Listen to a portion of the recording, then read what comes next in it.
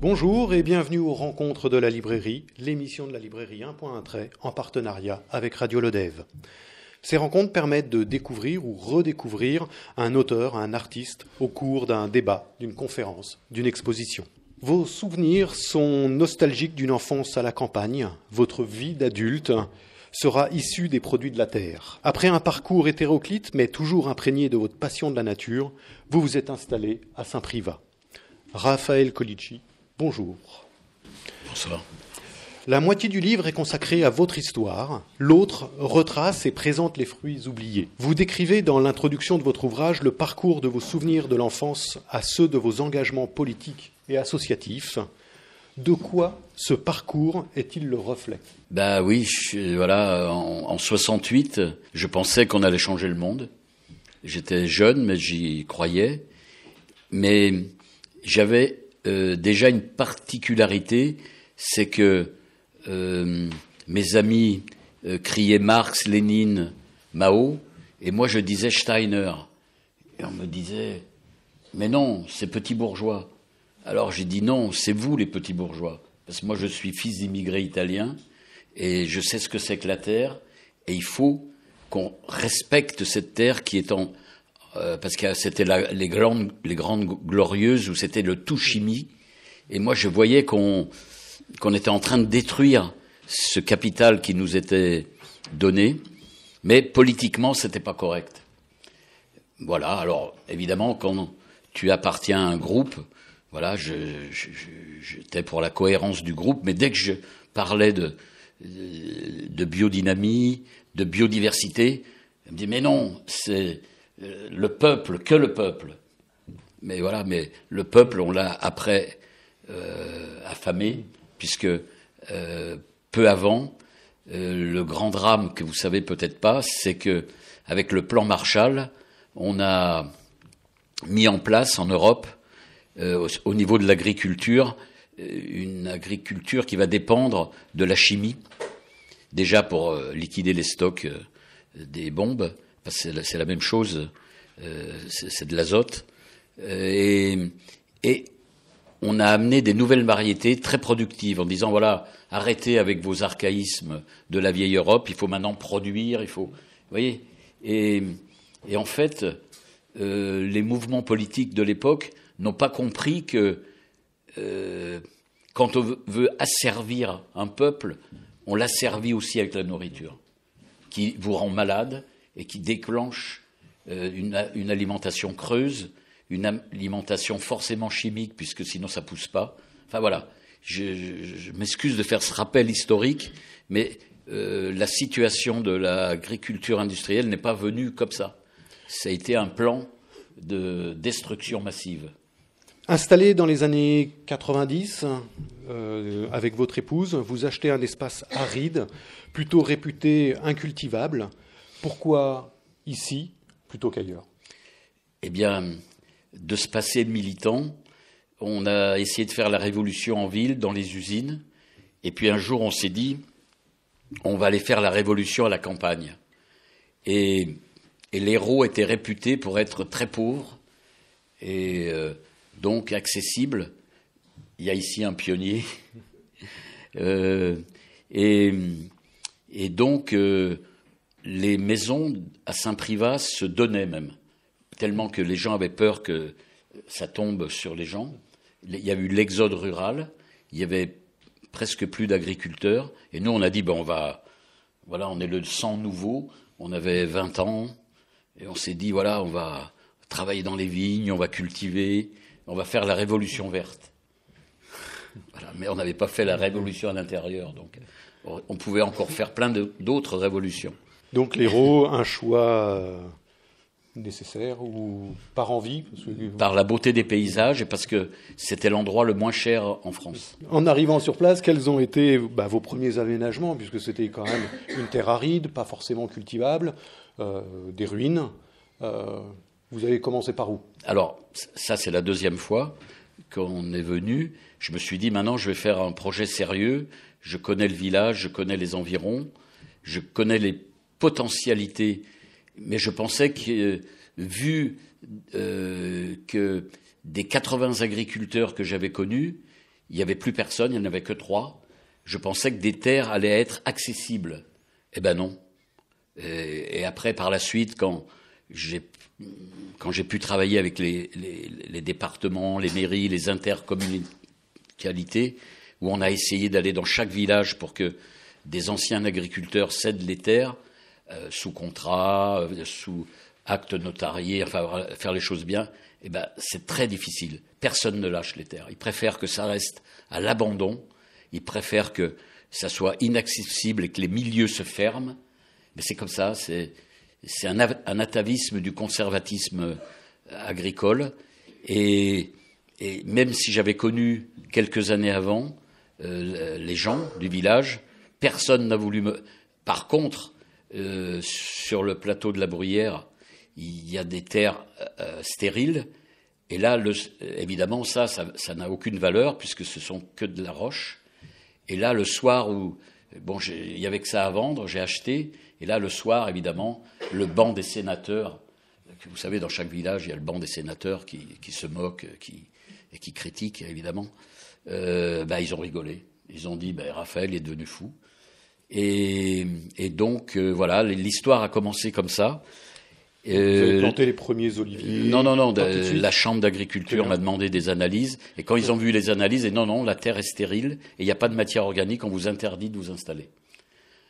Alors j'ai dit, moi j'avais ce beau projet parce que j'étais thérapeute et j'avais 2 passions dans ma vie depuis l'âge de 14 ans. Être thérapeute, soigner avec les mains et soigner la terre et cultiver en biodynamie. Et je faisais les 2, mais c'était le soir tard, après le travail. J'avais une petite ferme et j'ai dit maintenant je vais faire que paysan. Donc je voulais absolument faire ce projet d'arbres anciens, de légumes anciens, qui était moins à la mode il y a 30 ans. 35 ans, c'était pas...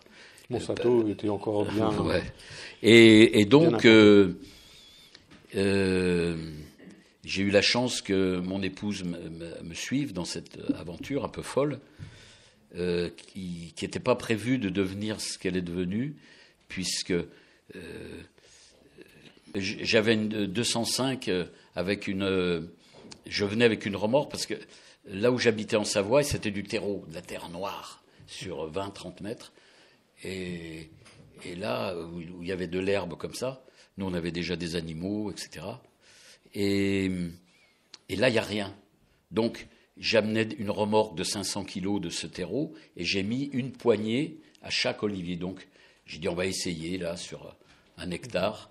J'ai planté 500 oliviers, mais je n'ai pas planté n'importe quel olivier. Et la Chambre d'agriculture, elle a dit, OK... Ah non, mais moi, j'étais rayé de tout. La MSA m'a accepté parce qu'il y avait de moins en moins de cotisants à la MSA, donc c'est la sécu des agriculteurs, donc ils m'ont accepté parce que je payais. Et voilà. Donc... 500 oliviers dans une terre dure. Oui, j'ai mis un peu la poignée de terre et j'ai vu qu'au bout d'1 an, à part un que le sanglier m'a bouffé, ils sont pas morts. Ils ont fait 2-3 petites pousses. J'ai dit tiens, ça va peut-être être possible. Donc du coup, ça m'a encouragé à aller chercher des pulpes du moulin, des pulpes de raisins que les gens à l'époque ne savaient pas quoi en faire. Je suis allé vider des vieilles bergeries sur le Larzac où, avec leurs gros tracteurs, ils ne pouvaient plus rentrer dans les petites. Mais il y avait ça de migou, très sec.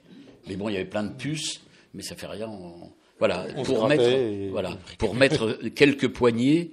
Et en fait, la leçon de cette expérience, bon là, je fais un raccourci, parce que j'ai eu la première herbe au bout de 7 ans. Alors maintenant, je suis envahi, tant mieux, parce que je mets les animaux, et puis Will, il est obligé de passer la débroussailleuse. Mais avant, voilà, il n'y avait pas d'herbe. Et les oliviers, ils ont poussé... Ils ont poussé. Alors après, vous savez, quand toute la journée, vous avez les gens qui viennent vous décourager, les gens de votre entourage, les gens du village, tout le monde, quoi, les officiels. j'avais voilà, je m'étais renseigné sur une variété, parce que moi, je me suis positionné comme un sauveur depuis l'âge de 14 ans, puisque j'étais dans les associations, etc. Donc, je voulais sauver la biodiversité. Donc, j'ai dit, lequel des oliviers est le plus menacé? À l'époque, c'était l'olivière. Alors, si vous le permettez, je vous raconte juste la petite histoire de cet arbre, parce qu'elle vaut ce pesant d'or, justement. Et donc, je ne comprends pas pourquoi cette variété héroltaise, on l'abandonne.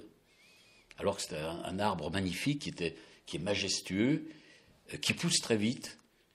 Et moi, ça m'intéresse, parce que voilà, j'étais plus tout jeune, et je savais que l'olivier allait mettre du temps. Et je me renseigne avec des vieux dans la montagne du côté de Béziers, où cet arbre est plutôt originaire de Béziers. Voilà, vraiment dans les temps très anciens, il vient du Biterrois. Et ils m'ont dit, mais tu sais, ton projet d'en planter 500, c'est pas bête parce que il alterne moins. L'olivier fait 1 année sur 2. Et pas l'olivière. Et puis, il pousse très vite. Alors du coup, alors j'ai pas mis, sur les 500, j'en ai pas mis 500 parce que je voulais qu'ils s'excitent au niveau pollinisation, mais je les ai bien mis au bord du chemin, bien en vue, et pour me venger un peu des discours et des négatifs, et parce que dans le même temps, une autre personne qui a fait la démarche complètement inverse de moi dans une terre, lui c'est quelqu'un du village qui avait une terre grasse, etc., qui a mis 60 tonnes de produits chimiques et qui venait tous les jours m'insulter en disant « mais c'est pas en mettant une poignée, il faut mettre de la chimie, il faut tout casser, il faut… » Voilà. Je dis « mais je peux pas, c'est la roche-mère. » Et puis voilà, bref. Et lui, et donc on a planté en même temps. Et cette olivière, elle s'est mise à pousser très vite. Au bout de 3-4 ans, j'ai vu les premières olives, alors que normalement il faut attendre 7-10 ans. Et les arbres devenaient énormes. Et les gens se sont dit, mais qu'est-ce qui se passe? Qu'est-ce qu'il fait? C'est un sorcier? C'est ci, c'est mi? Et en fait, c'est simplement l'olivière. Alors, je passe à 10 ans ou 12 ans après, j'avais caractérisé pas mal de choses sur l'olivier, parce que moi j'aime inventer, j'aime la ressource, parce qu'on jette 87% de ce fruit, et les paysans n'arrivent pas à vivre. Donc j'ai valorisé les 87% qu'on jette, et du coup j'ai fait des brevets d'extraction, enfin bref. Et un milliardaire japonais qui a l'île de Shodo au Japon, qui est une île méditerranéenne, entend parler de mes découvertes aux États-Unis. Lui, il cherche, vous savez, un milliardaire, quand il a une passion, il a les milliards pour assouvir sa passion. Et du coup, il arrive chez moi et il me dit, je voudrais rencontrer le directeur du labo, le directeur de ci, et moi, c'est moi. Et quand je lui ai fait voir mes découvertes et mes brevets, il a commencé à hurler. Et il m'a dit, je veux que vous fassiez la même chose que vous êtes en train de faire dans mon île. Vous avez carte blanche, à mi-pente, une mer d'olivier, et qu'on voit il y a la mer, enfin bref, un désir de milliardaire. J'ai dit, non, moi je suis impliqué dans le territoire, pour les producteurs, pour ci, pour mi. Mais vu que je venais de sauver la coopérative locale d'olives, qui était en faillite, où j'avais consacré 1 an de ma vie à la sauver, je l'emmène, j'ai dit, voilà, il va acheter 2-3 petites bricoles, il ne va pas partir sans rien. Et il a acheté tout ce qu'il avait acheté, parce que pour eux c'est exotique, et puis lui c'est un milliardaire qui est passionné de l'olive.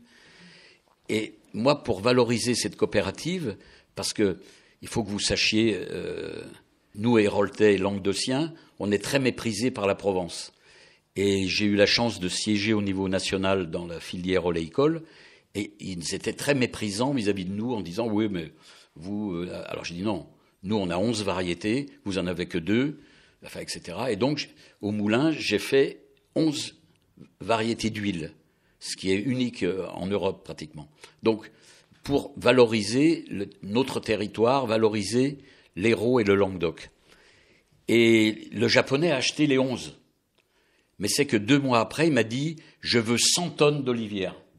C'est l'huile qui va le mieux pour les femmes japonaises, pour leur peau et pour la santé, etc.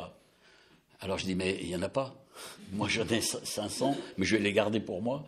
Et du coup, on a créé des contrats. Bon, on a trouvé quelques oliveraies dans le Biterrois, mais on a créé des contrats avec des jeunes et des moins jeunes, direct. La coopérative supervisait pour que tout se passe bien, mais c'était pour que ces jeunes gagnent leur argent en direct.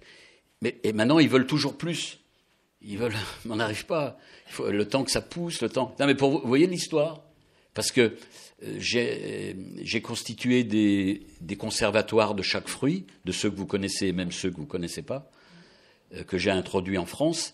Mais j'ai 427 variétés d'oliviers différents. Mais les gens n'ont pas arrêté de me dire, mais à quoi ça sert? Ben voilà, vous voyez à quoi ça sert? Alors bien sûr, on me reproche souvent, dans les milieux un peu écolos, que je me bats pour l'économie. Mais moi, je suis pour que les choses soient accessibles au peuple, vraiment. C'est-à-dire que si on ne produit pas suffisamment, eh ben, l'huile d'olive va coûter 30 € le litre. Alors que si on essaye de s'organiser, si on a fait un moulin neuf, on a aux normes, on a fait voilà. Donc moi je suis pour évidemment le plus grand respect de la nature, le plus bio possible en biodynamie, ce qui est difficile dans l'oléiculture parce qu'il y a la mouche, mais ça fait rien, on a des solutions. Et après de valoriser tout de l'olivier. Voilà. Mais on ne va pas rester là-dessus parce que. Exactement. Mais c'était voilà pour vous donner un exemple, voilà que ça n'a pas été un long fleuve tranquille, quoi. Alors on va parler des différentes espèces aussi sur lesquelles vous appuyez. Tout d'abord, vous avez à travers l'ouvrage Santé, sagesse de la terre, les fruits oubliés, publié aux éditions Muséo et magnifiquement illustré par Annie Casset, constitue un recueil issu de votre expérience sur les arbres et fruits quasi disparus et de ces variétés anciennes. Comment avez-vous sélectionné les espèces présentées dans cet ouvrage? Alors, je ne pouvais pas en mettre plus, j'en aurais mis plus, puisque j'ai sauvegardé 1687 variétés qui allaient disparaître. J'ai introduit en France l'azimine, qui est la mangue banane. Pas pour manger de la mangue, qui c'est très bon, on se régale, c'est un fruit. Les gens deviennent fous quand ils mangent ça. Mais c'est parce que c'est anti-cancer. Moi, mon but, c'est de trouver dans l'alimentation et dans les variétés anciennes tout ce qui va avoir le plus de nutriments, de vitamines et de polyphénols par rapport à la santé. Parce que, étant président de cette coopérative, j'avais accès au monde agricole. Donc, une fois que j'avais toutes ces variétés, je suis allé voir les présidents, mes collègues de coopératives arboricoles qui produisent des fruits. Il y en a à Moguio, il y en a dans le Gard. Et je leur ai dit, arrêtez, s'il vous plaît. Vous mettez 50 traitements. 50 traitements, maintenant même plus, parce qu'il y a des nouvelles mouches maintenant. Maintenant, il y a des trucs de fous. Il y a de plus en plus de maladies. Et je leur ai dit, vous vous empoisonnez, vous, vos gosses, et la terre. Et on m'a dit, mais Raphaël, on te connaît, ça va, mais nous, on est à 45 tonnes, on veut passer à 50 tonnes. Et toi, tes variétés, c'est entre 15 et 22 tonnes, le maximum. Mais j'ai dit, mais moi, c'est pas ce modèle économique que je vous propose. Je vous propose de valoriser votre production en bio, déjà, et puis moi, je vais vous aider avec c'est les déchets, mais bon, il faut dire sous-produits ou coproduits. Et ça, c'est mon cœur de métier. Je sais comment le valoriser, tout ce qu'on jette. Voilà.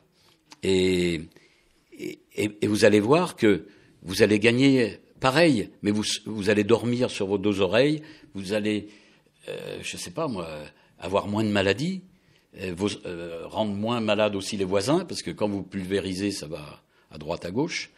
Et alors, j'ai eu quelques adeptes. Alors, je me suis dit, comment je vais faire pour motiver le monde agricole qui est dans cette frénésie de la chimie? Et donc, pour sélectionner ces non, oui, mais attention, il y a un moment clé. Le moment clé, c'est qu'est-ce que je sais faire? Donc, moi, je viens de la médecine et de l'agriculture, depuis tout jeune. Et ben, cette interface, je vais la développer.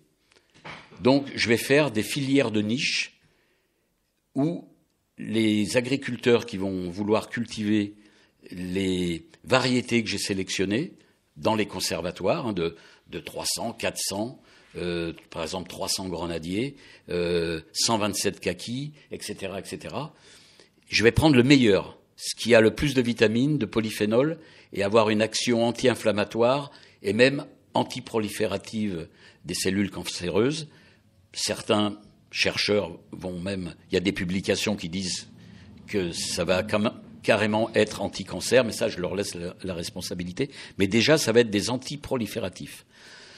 Donc une aide avec les médecins qui peuvent alléger des chimios, enfin bref, il y a plein de possibilités quand on veut faire des choses complémentaires. Donc j'ai pu créer, et c'est là où j'ai trouvé ma voie finalement, parce que je ne peux pas convaincre le monde entier agricole.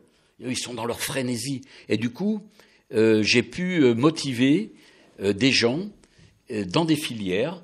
Donc, celle où on a eu le plus de succès, c'est la filière grenade, qui n'existait pas en France, que j'ai participé à créer. Et là, Carole Delga vient de donner 200 000 € pour la fortifier, parce que ça a créé, on est presque à 200 emplois, alors que moi, j'ai commencé avec 1 ou 2 emplois par là autour, dans le Gard, qui a répondu, les PO.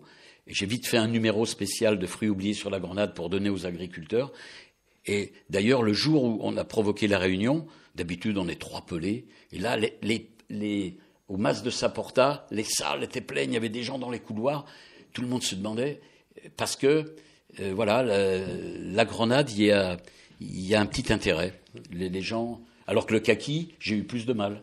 Après, j'ai créé la filière des agrumes rustiques, qui marche très bien, avec le yuzu, qui se vend 70 € le kilo. Vous le cultivez comme un citron, non, mieux qu'un citron, puisqu'un citron, il va geler à -8, alors que le yuzu que je greffe sur Poncirus, l'oranger de Sibérie, va résister jusqu'à -14. Et ces graines et ces souches de plants, vous les récupérez ou les récoltez d'où?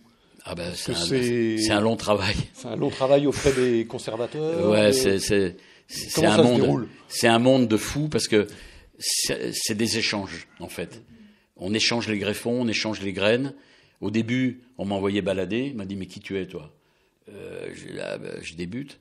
Voilà. Et du coup, après, maintenant, j'ai un des plus gros capitals qui soit, français.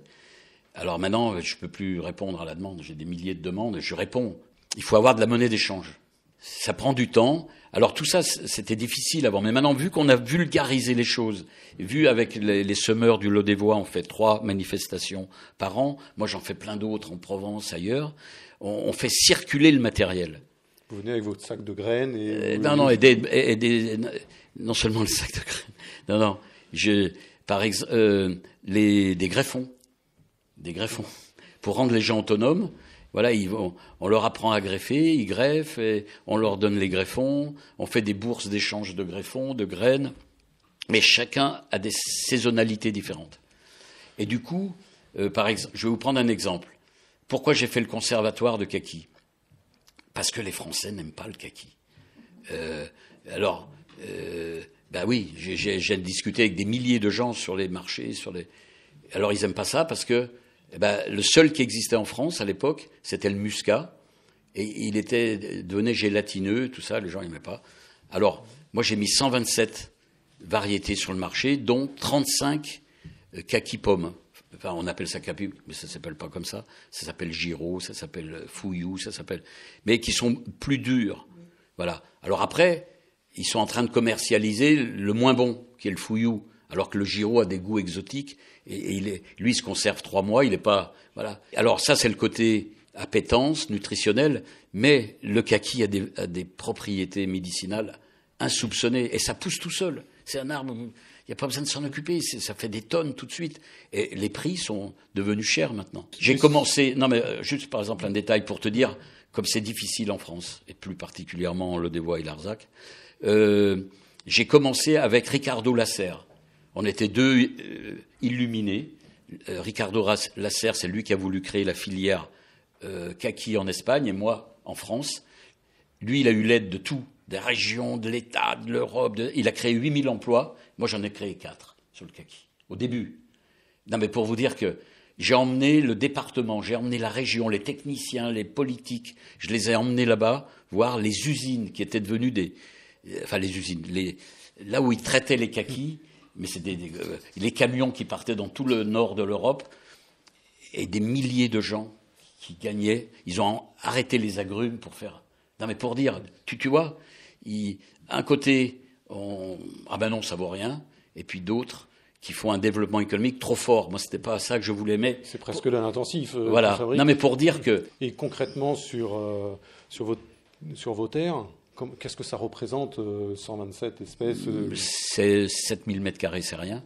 Alors après, parce qu'on ne pourra pas passer tout en revue, il y a donc cette filière agrumes, parce que j'aime l'exotisme, et c'est possible. Moi, il fait plus froid qu'à l'Odève, chez moi. Eh ben, j'ai des agrumes, c'est pendant 6 mois. Et... Il y a même un citronnier de Pézenas Bravo. qui existe. Voilà, mais ça c'est un pied noir qui dans ses valises a ramené d'Algérie un citron. Il a mis les graines à Pézenas, et l'arbre, il est énorme, et il fait 150 kilos de citron. Et donc j'ai rencontré ce monsieur et je l'ai multiplié. Enfin bref. Enfin, le monsieur le multiplié ou le citron? Non, mais parce qu'il est à -8. Mais après, j'ai trouvé un jour dans la garrigue, non, mais c'est pour vous dire que les choses se font pas comme ça. J'ai vu qu'il y avait un pomelo dans la garrigue, mais je me méfiais de lui. Et je me disais, il était tout seul comme ça. Et ce qui m'intéresse par rapport aux agrumes, c'est de voir la résistance au gel. Et alors, quand il faisait -7, -8, j'allais voir, ah tiens, il n'a pas gelé. Et un jour, je ne sais pas si vous vous en rappelez, il y a 6 ans, il a fait -15, il a dû faire -13 ou -12 à l'Odève. Et je suis vite allé le voir, il avait juste quelques feuilles d'abîmées, mais il n'était pas encore assez grand pour faire des fruits. Et quand j'ai eu les premiers fruits, ils étaient bons, et du coup, je l'ai développé. Et lui, il résiste à -12. Enfin voilà, donc, vous voyez, c'est des fruits du hasard. Mais après, on fait un travail scientifique avec plein de variétés. Là, je viens de remettre en route le seul cédrat français, enfin bon, à part la Corse, mais la Corse, ils veulent pas de nous, donc moi je les compte pas. Il y a un cédrat en Corse, mais il y en avait pas en France. Et j'ai retrouvé le cédrat français qui était chez une mamie, mais ça fait 3 ans qu'elle voulait pas me laisser accéder à cet agrume. Et c'était le dernier qui restait. Il s'appelle le cédrat de Collioure. Puis après, avec mon meilleur ami qui est adjoint au maire à Collioure, il m'a ouvert la porte. J'ai vite taillé. Elle avait peur que je lui détruise son arbre, mais maintenant il a produit 2 fois plus. Et avec j'ai fait 80 arbres. Donc j'en ai mis tout le long des chemins de douaniers. J'ai vu des grands chefs. On a développé. Moi, je me sers toujours de la cuisine pour introduire, mais en sous-main, j'ai les analyses médicinales. Voilà. Et ça passe mieux en parlant de la cuisine, et puis par-dessous, on sait à quoi ça sert. Voilà. D'ailleurs, même sur vos terres, vous avez des animaux qui s'inscrivent maintenant dans votre projet. Les moutons de race Arak ou Jacob, de l'ancienne Mésopotamie, j'ai potassé. C'est bien. Est-ce qu'ils sont quand même loin de nos régions, mais comment ils s'adaptent? Et puis, est-ce que ces introductions, ça perturbe pas aussi indirectement l'environnement? Voilà, alors c'est ce qu'on me reproche depuis plus de 30 ans, que je vais amener les pires maladies. Non, que je vais amener les maladies, j'ai les animaux. Ouais, mais c'est pareil, ils sont vecteurs, ils peuvent être vecteurs de maladies. Quand j'ai, il y a 18 ans, introduit en France l'azimine, qui est un arbre, il n'y a aucun traitement, puisque rien que les feuilles, elles me répulsent, même les sangliers, et qui font cette mangue banane, qui est meilleure qu'une mangue, et qui est anti-cancer, eh bien, on m'a dit, tu vas amener les maladies. Alors après, les animaux, j'avais fait tout un travail avec Slow Food il y a 38 ans, pour avoir des bons jambons, du bon mouton, qui a du goût, Alors après, j'ai sélectionné ceux qui avaient le plus de polyphénol, etc. Et ma grande réussite, ça a été, parce qu'on l'avait sauvegardé il y a 38 ans, le cochon Mangalitsa. Pourquoi? Parce que ce cochon, dans sa viande, mais surtout dans son gras, il reconnecte les synapses du cerveau. Donc contre Alzheimer, etc. Et en plus, ils sont gentils et tout. Ils sont très gentils, ils te suivent comme... Voilà, c'est des animaux de compagnie. Est-ce que justement la préservation d'espèces rares, même si elles viennent d'ailleurs, est aussi une forme de repenser l'environnement? Il faut savoir qu'on est très limité. Pour prendre l'exemple du pêcher, le pêcher du Languedoc, Il n'y a pas 36 000 pêchers, il n'y en avait qu'un qui existait il y a longtemps. Il l'a abandonné parce qu'il est petit.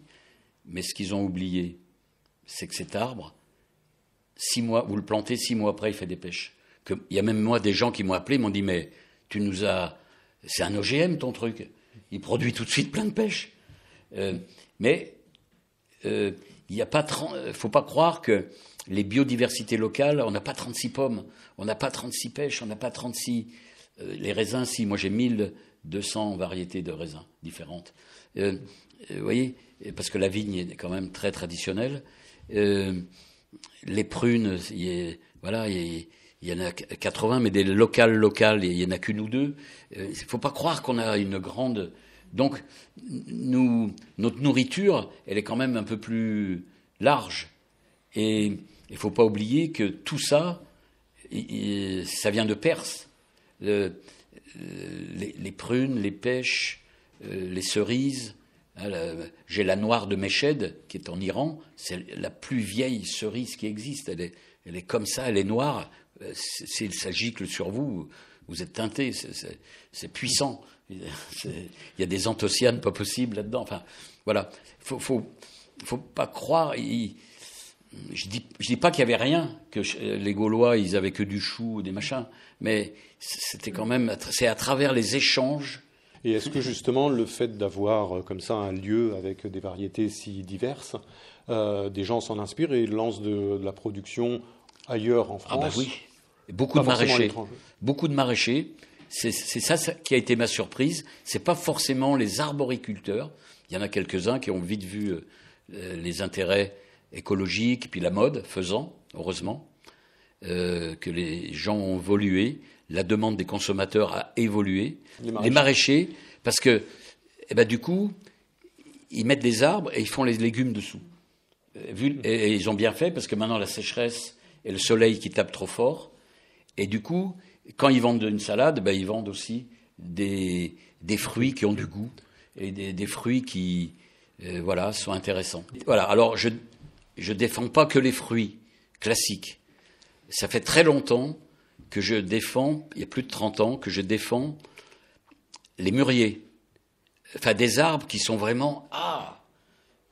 Mais là, avec les pénuries qui sont en train d'arriver, cette thématique que je développe depuis 30 ans est en train de prendre toute sa valeur.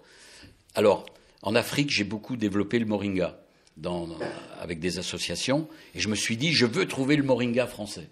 Le moringa, c'est un arbre qui pousse facilement, que les Africains ont oublié, mais qui sont en train de reprendre. Et dans la feuille, il y a 24% de protéines. Mais dans la fleur, vous soignez les dysenteries, etc. Et après, si vous laissez faire, ça fait une gousse. Et là, moi, j'achetais, pour faire mes savons, une huile à 150 € le litre. Alors que c'était un arbre, vous prenez une baguette, vous le mettez dans le sol, il va pousser tout de suite. Le mûrier arbre. Donc, il y en avait plein dans les Cévennes pour les cocons à soie, mais c'est une nourriture. Et donc, j'ai trouvé 16% de protéines dans la feuille. Moi, j'ai été impressionné quand il y avait des étés très secs. Mon grand-père coupait des branches et il nourrissait les animaux et ils avaient le poil brillant. J'ai dit, il y a quelque chose. Et du coup, je me suis remémoré tout ça. Et en fait, sur 60 variétés de mûriers, j'ai sélectionné certains qui ont des mûres de 15 cm, des violets, qui ont des vitamines, qui ont des polyphénols. Et donc, en ayant un fruit qui est très riche, la feuille qui fait de la protéine, vous la faites sécher, vous saupoudrez une salade. Parce qu'un jour, quand il y aura une grande pénurie, et c'est des arbres qui vont très vite. En 2-3 ans, il est énorme. Vous coupez, il repousse immédiatement alors que vous êtes en pleine sécheresse. Et il refait de la feuille verte, magnifique, brillante. Il y a un autre terme qui m'a tout de suite évoqué, c'est le lupin. Et quand on parle de lupin dans une librairie, cela évoque évidemment Maurice Leblanc et son Arsène. Vous dites qu'il évoque l'imaginaire et le calme. Si Maurice Leblanc ne manque pas d'imagination, son Lupin ne cherche pas vraiment le calme. Il fait partie de cette thématique nouvelle que je suis en train de développer, parce que faire ce livre m'a permis de faire aussi un bilan. Et je me suis dit, mais quelle souffrance, pourquoi avoir fait tout ça, quoi. Alors, ce projet a été une oasis d'abondance, mais depuis 5 ans, il a remis en cause à cause des gels tardifs au mois d'avril. avec les mois de sécheresse, et après des trompes d'eau qui détruisent tout. C'est un peu moins abondant qu'avant.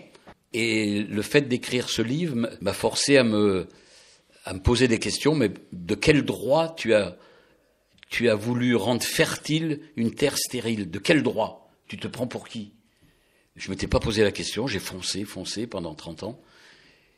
Parce que ce que tu aurais pu faire, je l'ai fait aussi, c'est un conservatoire de succulentes, de plantes grasses, c'est tout. Puis c'était déjà bien. Alors donc, j'ai maintenant un nouveau thème que j'ai appelé le défi de la simplicité. Et donc, j'ai sélectionné des plantes, comme le mûrier, comme d'autres, qui poussent tout seuls. Et qui très vite va vous donner le maximum sans vous occuper jamais de ces arbres. Vous avez ni à les arroser, ni à les... Voilà. Ça me plaît bien, j'ai pas du tout la main verte et c'est une excellente idée. Et donc, le lupin en fait partie aussi. Parce que le lupin va prendre 350 kilos d'azote dans l'air pour le mettre dans le sol. Il a des touffes racinaires qui va vous faire de la matière organique. Mais les lobbies l'ont interdit. Moi, j'ai toujours fait partie du comité français du lupin. Mitterrand, quand il était président, il était fou du lupin. Il a dit à Nallet, je ne sais pas si vous vous rappelez, ministre de l'Agriculture, « Je veux que tu fasses la filière du lupin ». Il n'y est pas arrivé. Les lobbies sont trop puissants. Alors, moi, j'ai des amis qui sont en bio, qui font des céréales anciennes, et ils ont droit à la jachère.